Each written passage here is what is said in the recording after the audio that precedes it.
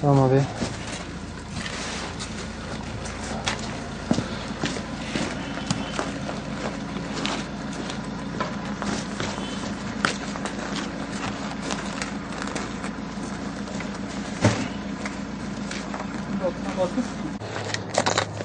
İki taraftan olsun yoksa en şey mi olsun? Bu yan yürü.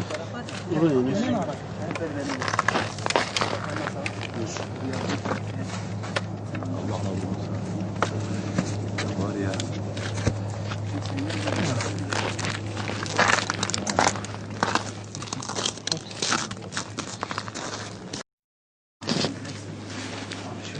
Selamünaleyküm.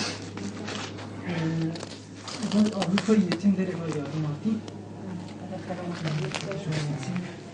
Belki boyla halini kabullendirilmiş. Sesini sendin. Ne kadar ister var? Sıra zor. Evliya. Müslüman.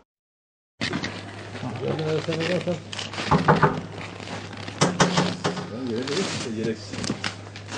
Şimdi gel Mustafa Bey şimdi.